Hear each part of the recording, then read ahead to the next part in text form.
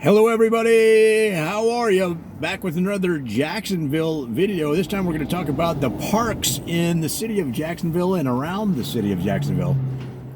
And you got so many parks. That's what's neat about these cities is the one problem with Los Angeles is there's not enough parks. But Jacksonville has parks operated by the state of Florida, the city of Jacksonville, Department of Parks and Rec. You got the National Park Service. You got parks. If you want a city with parks, this is the one. Okay?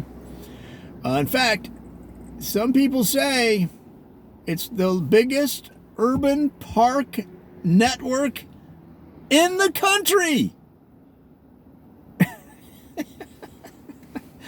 More than 80,000 acres throughout the city. Now, I don't know if this is true, but I heard there is a national park in the mayor's office, right in the office. It's not very big, I mean, for a park. But the mayor's office is like the size of the entire floor of a building. And his wife was in there one day, or the spouse. I don't know if the mayor's male or female.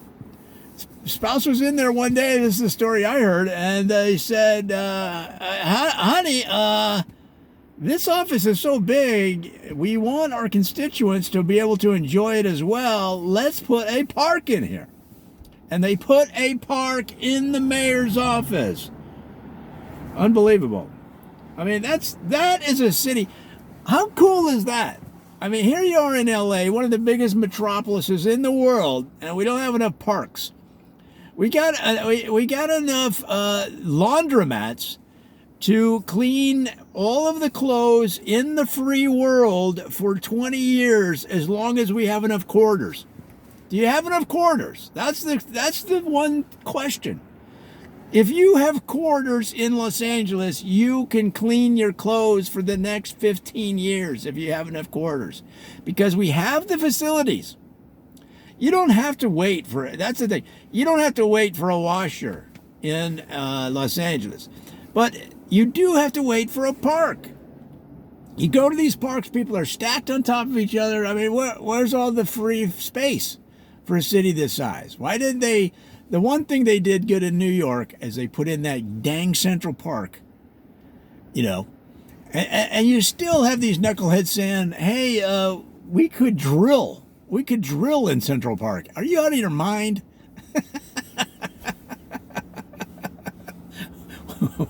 What are you talking about? They're talking about drilling in Yellowstone. Are you out of your cotton picking mind? We don't have enough parks. Now you want to start drilling in these parks. I mean, oh my gosh. Leave the parks alone. Let the park be the park. That's the whole idea, is that you park it. You park the land. It's like parking your car. You're not using it. You just set it aside to enjoy it by itself. But that's a concept that Jacksonville completely gets, because here you have the mayor's office, which is, they say it takes up a whole floor of a building. I don't know. In fact, before the mayor's spouse suggested the park, they were talking about putting in a swimming pool inside the mayor's office so that the mayor could take a dip between meetings. And I guess the park sort of won out in terms of the usage of the mayor's office debate. But what's funny about that, though, is some of the opponents of this, once the park was in, they didn't think it was a good use of money. But once the park was in the mayor's office, they said, well, let's put in some black bears in there then. Let's put in some alligators, right? They were getting all snarky because they weren't for the idea. So then once it passed, they said, all right, well, let's put in some eagles flying around inside the mayor's office, you know, and getting kind of crazy about it. But they were shouted down, and they eventually left public service. So, yeah, let's get into it. So now you have the Timucuan. I still have various pronunciations of Timucuan. So let's just go with Timucuan. The Timucuan Jelly Preserve. The Timucuan Jelly Preserve. It's a national jelly preserve. 46,000 acres, guys. Unbelievable. And it's got all kinds of subsections, such as the Carolyn Ray National Memorial. You've got the Los Angeles Kings Plantation, okay, which is the oldest standing plantation in the state, and that's according to Wikipedia. Then there's a bunch of parks in the city limits themselves, inside the city. See, this is the thing. They planned it. Either they planned it out or it just worked out that way. I don't know. But the thing is, you got to have parks, and Jacksonville knows this. So they've got the, I can't even pronounce some of these. All right, they got the Big Salt Shaker Island State Park. They got Amy Island State Park. They've got the George and Kramer. Oh, Fort George and Kramer State Park. I got you. All right. You've got the George and Kramer Fishing Pier State Park. You've got the Little Salt Shaker State Park, the Pumpkin Pie State Park, and the Yellow Jackets Rugby Team State Park. Well, think about that. All of those parks within the city limits. Guys, hey, let's have a round of applause for Jacksonville for the focus on recreation for the general public, not just for the richies, the richie riches. Okay, I mean, listen to this. So there were these well-off people that lived along the Malibu coast. They tried to block the beach that is in between their big homes and the ocean. They tried to block the beach from regular people going on the beach.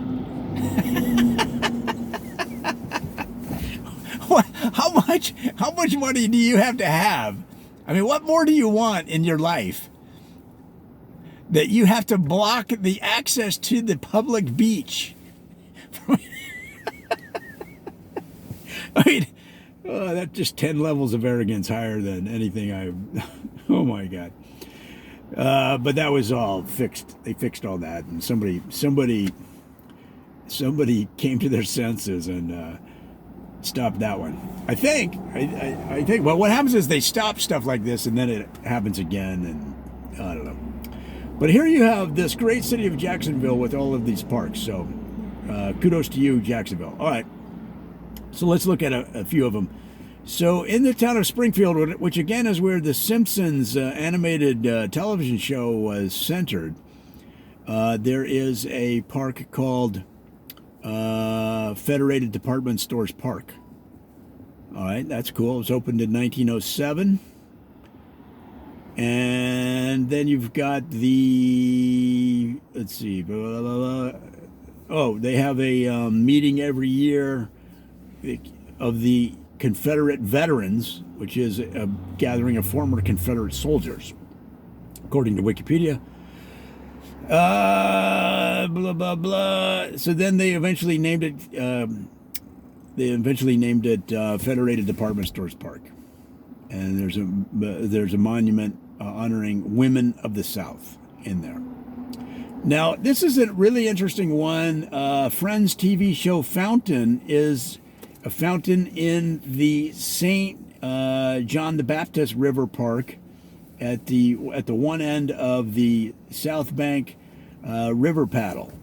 So you go down the South Bank River Paddle to the St. John the Baptist Park, and they got the Friends TV show fountain. So what does that mean? That means that fountain that's on the show Friends is right there. And you can go see it. That's where they shot the opening of that TV show.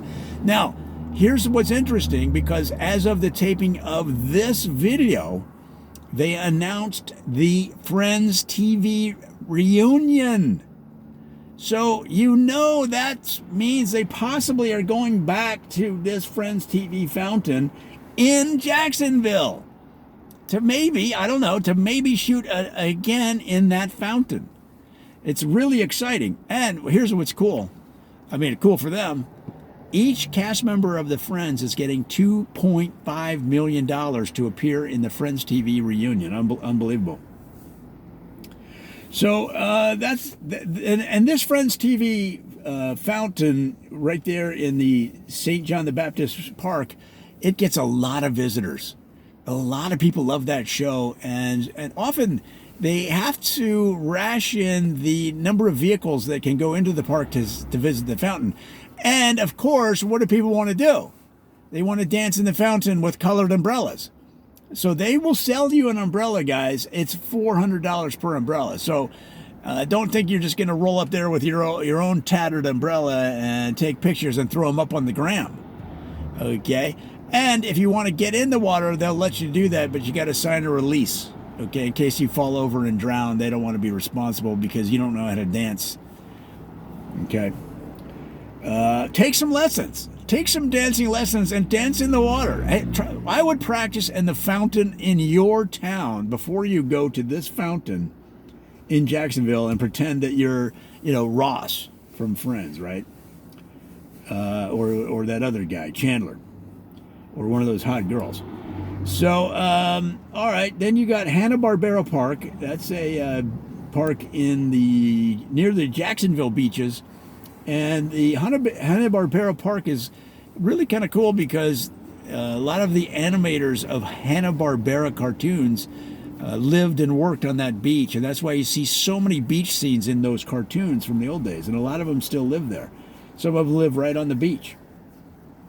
Then you have Manhattan Beach, which of course has several skyscrapers that mimic the skyline of Manhattan in New York. And that simply was to make New Yorkers feel at home. Because what you had was these loud-talking, fast-moving New Yorkers that are coming down to vacation in Jacksonville, and they got homesick within 48 hours. And they were there for 2 weeks. So the city council said, let's build some skyscrapers along the Manhattan Beach area there, and therefore the New Yorkers will feel at home. They'll stay the whole 2 weeks that they allotted for their vacation. They'll spend more money. The economy will be stronger. So they spent $7-8 billion to build those buildings, and they're full of New Yorkers. They love it. They love it. In fact, the city of Jacksonville has pumped the sound of people yelling in the street and car horns, and they play it at night so that the people in these skyscrapers along Manhattan Beach, near the Jacksonville Beach area, can open their windows and feel like they're right back in Manhattan. And so all you need is some political corruption in the management of those buildings, and you've got it. You've got New York itself. Well, guys, gosh, we could go on, and there's so many parks. I don't think we can get to them all in this video. This has just been a short snapshot. We'll try to do another video and cover more of them. There's just so many interesting parks. But really, kudos to the city of Jacksonville for such a great park system, and including that park right in the mayor's office, which, you'd think that'd be easier on the mayor because then he could relax on the park bench, or she could relax on the park bench in between meetings. But a lot of times what happens is the general public comes in and they start walking around, throwing the frisbee, throwing the ball for the dog, doing cookouts right next to the mayor's desk. And so that presents a challenge. But again, in Jacksonville, the local leaders know that they're there as a service to the people. And so the mayor doesn't really mind if you're cooking brats right next to their desk where they're signing laws into the books. So there you go. If you know any other parks that we should cover that we maybe haven't, let me know on the Tweeter machine or right here on the YouTube, or leave a comment. Tell us what you think about the Jacksonville parks, because as far as my experience has been, they're just a great, you could say almost a bar that has been set in great park systems that have yet to be matched by any city on a per capita basis. And cities like this, which I think could have done a much better job of building and establishing parks as the city developed, instead of laundromats every other block, and